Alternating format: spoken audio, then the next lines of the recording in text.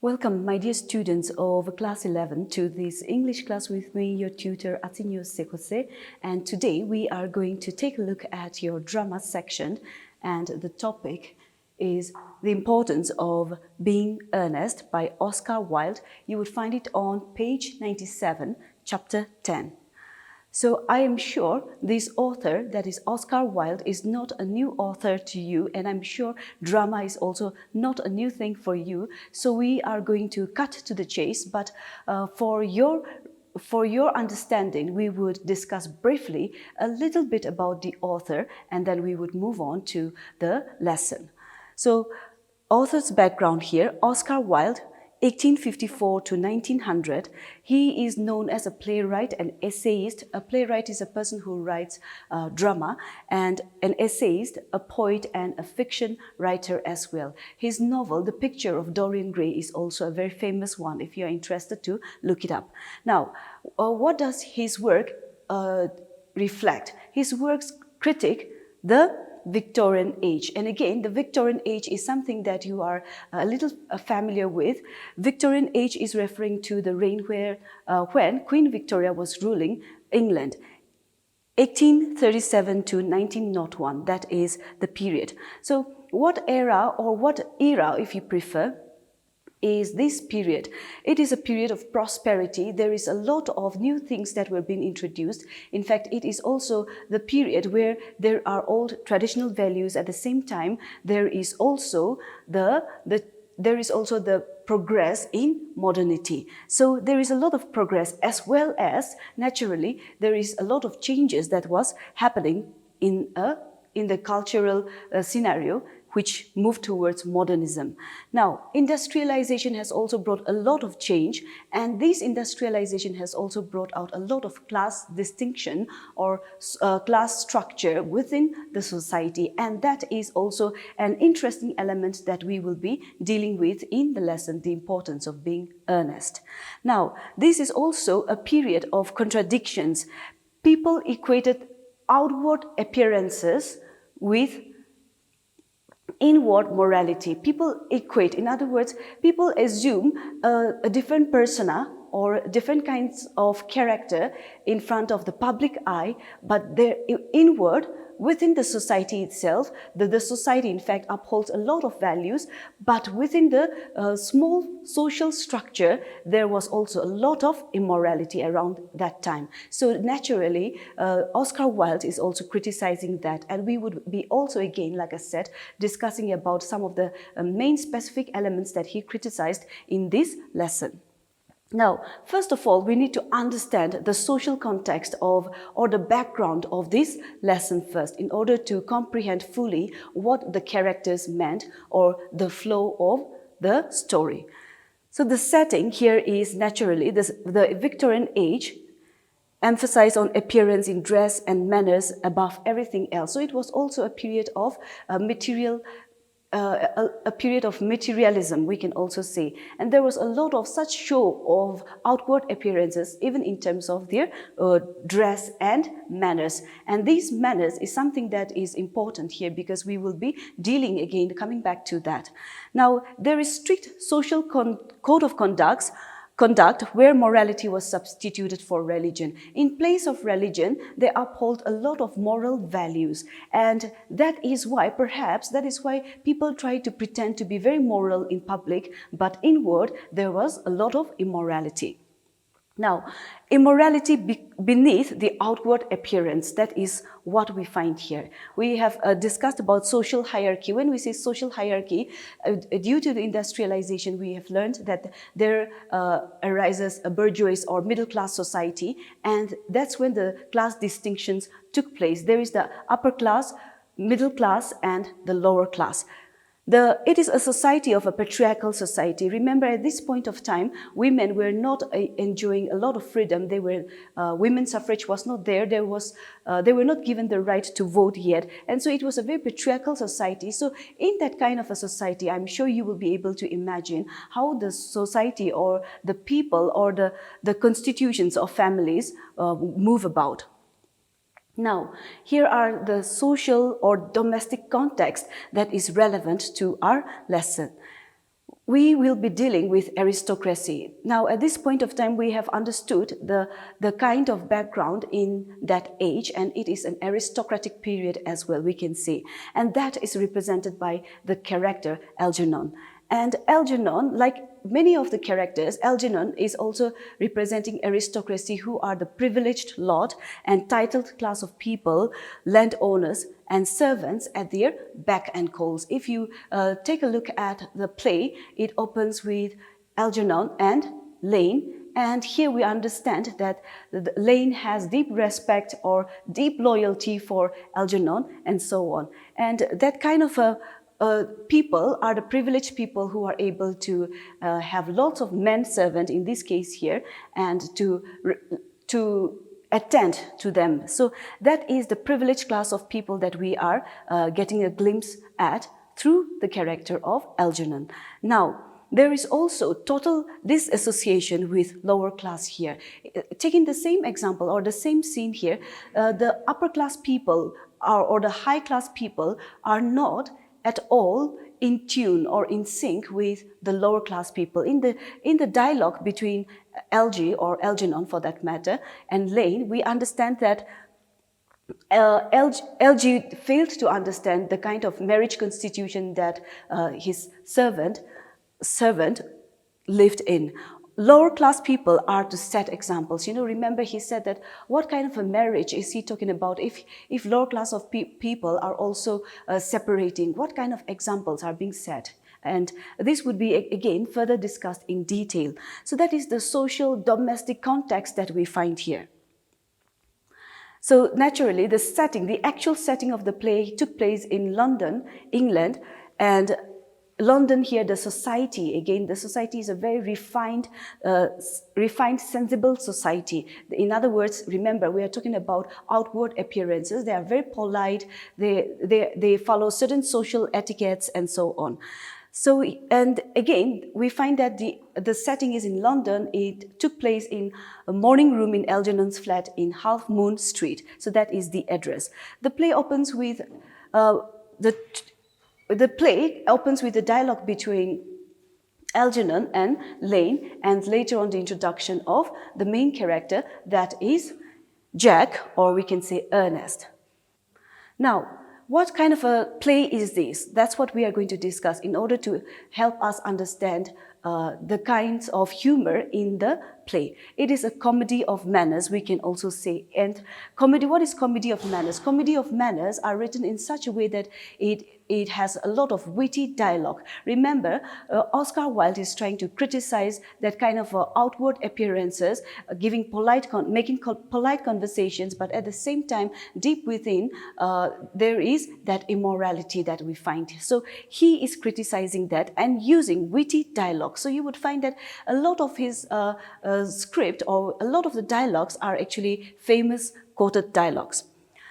I'll cite some examples here. Divorces are made in heaven. We always assume that marriage is made in heaven, but what he said here is very contradictory, and a very clever way. He said that divorce is made in heaven, which means that people are supposed to separate only after death. It is very vulgar to talk like a dentist, that kind of a clever talk, you know, instead of directly saying that it is not polite to talk at all, like you know everything, or like Mr. Know-it-all, he put it in that way. Now, the truth is rarely pure and simple. More than half of modern culture depends on what one shouldn't read. Again, criticizing the society. The society has set such a high moral standard for the people, and in the public, people are displaying such kind of moral code of conduct, but deep within, that kind of that moral values was not really being followed. That is what is being exposed here. So that's why he said that the society or the modern culture is such that there are lots of things, pros and cons, set down to be followed in public, but when it comes to, again, criticizing it in terms of what to read, personal things, one should decide instead of, or one should act instead of what the society believed in, if one has the conviction that it is right or wrong. In fact, that is what he is pointing out here, that modern culture depends on what one shouldn't read. Modern culture is such that there are so many set values, set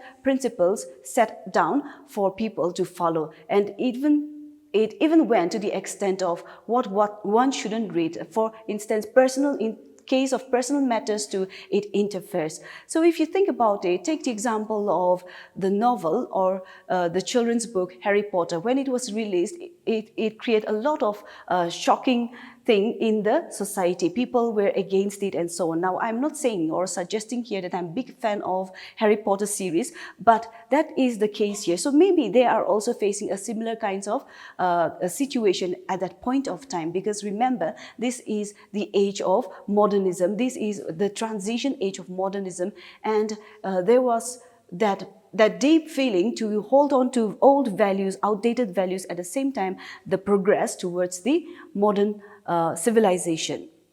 Now, again, in a very clever way, talking about literary criticism, he said, is not your forte. You should leave that to people who haven't been to university. So maybe even at that point of time, people who are not at all learned, who had never been to university, gives a lot of criticism. So in this way, this is the dialogue of Algernon, and Algernon is very, in fact, you would find that in the entire play, you would find that most of his dialogues are very witty in nature, and that is the kind of character that he displayed.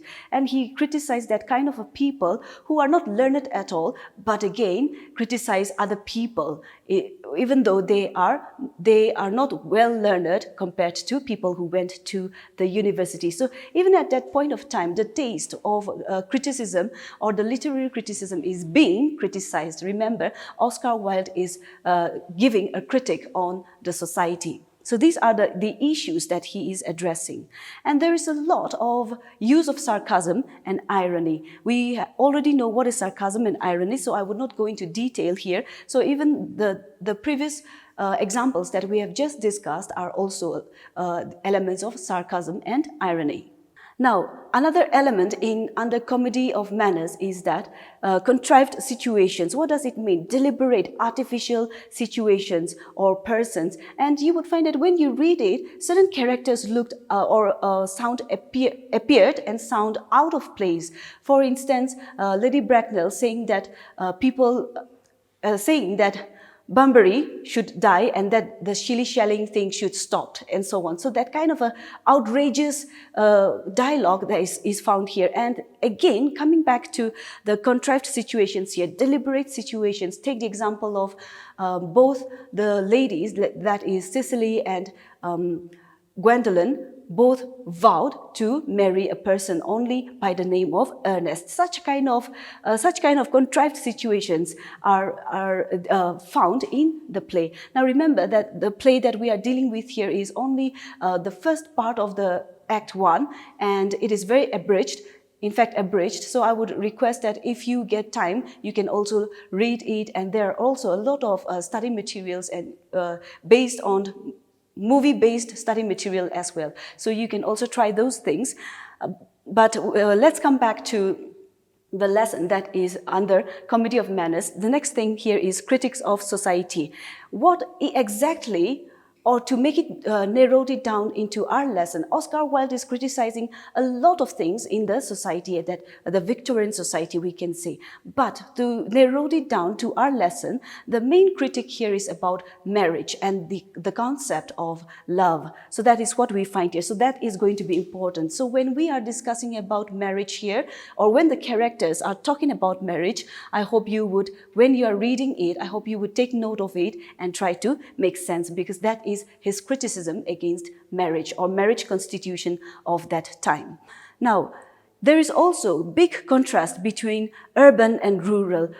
Take the example of Jack or Ernest in the town complaining about the country life, that the neighbors are horrid and that he has a lot of responsibilities to carry out in the country. And that is precisely the very excuse or the very thing why he had invented the fictitious character that is Ernest in order to go to London city and enjoy himself, be free from such kind of responsibilities. So that is what we have here. The urban class people, we can also say, or the urban scenario and the rural scenario.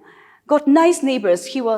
Do you have nice neighbors? When Algernon asked him at Shropshire, perfectly horrid, that was his explanation. His responsibility as a guardian. Remember, he is the guardian of Sicily, and again, he is his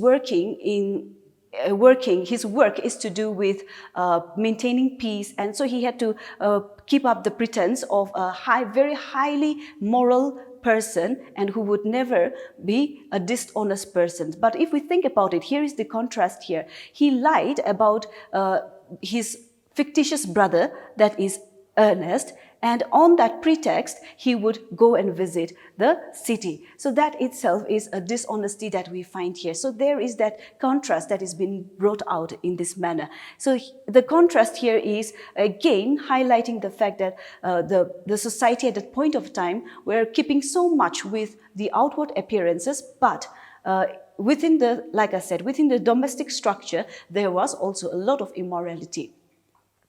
Now, these are the social etiquette of the day, and these are things that you need to remember in order to understand the play, why or how certain characters are behaving in such a way, or the progress of the story as well here. Now, at that point of time, these are the social etiquette, and in fact, some are still relevant today. Refined mannerism is what we are talking about. After all, it's about comedy of manners. It is not polite to eavesdrop on conversation that does not concern you. In fact, that is why Lane said that I was not listening to the music when he was asked about his opinion on the music. That also reflects the ignorance of the lower class people who are not exposed to that kind of good taste, even in terms of art. One usually acts like one did not hear. That is also the social etiquette of the day when you come across conversations that has nothing to do with you. Lane, I didn't think it is polite to listen. That was what he said. A servant is expected to do as suggested, to do as ordered, we can say, and be loyal to the master. And this is an interesting facet that we would again discover more in the later class. Unless one is invited, one do not go visiting people. Remember in the conversation here, we find that send me an invitation. You are very careless with sending invitations and so on. And unless you get such kind of invitation, you are not entertained, or you are not supposed to go and visit people. Social calls here are referring to, social calls in fact are organized around the time called season, and this season is referring to the traditional time or traditional thing that is being observed, where people would throw big parties like balls and music for entertainment, witty conversation. So that is what we have here. Such kind of things are the form of entertainment for these people at that point of time. And so that is what we have here. Even a small tea party is organized in such a manner with extravagant displays. So that is why we find that Algernon is very fussy about whether the cucumber has arrived or not, and so on, in order to entertain the Lady Bracknell. Now, the best kind of wine or the best kind of food are served to the guest. It is very ungentlemanly thing to read a private cigarette case. What do we understand from here? The social etiquette here is that, in fact, this is even relevant today, that you are not supposed to go and check on people's personal belongings. And that is why this is also being brought out. For that matter, any personal, private matters. Even take the example of diary. British humor is also, we need to understand here, British humor is such that it is a polite talk charged with a lot of sarcasm and irony. Now, public display of affection is considered to be scandalous, to create a lot of gossip, but what happened in the play is that married people are overdoing that, showing affection in front of people. So that is again being criticized, and we would find out more in the later class. Take the example of Mrs. Farquhar. Then we have the Algernon seated arrangement of seat, being seated next to a married woman always, and why he does not like to go to his aunt's party for that matter. So these are the cases. A bachelor is required, or for that matter, an unmarried woman, a lady, is required to be accompanied by social class, or to be accompanied by people who are in a polite conversation, and in order to avoid scandalous gossip things, in order to avoid a flirtatious kind of a behavior, they were being arranged in that manner. So that is again something that we would deal with later on.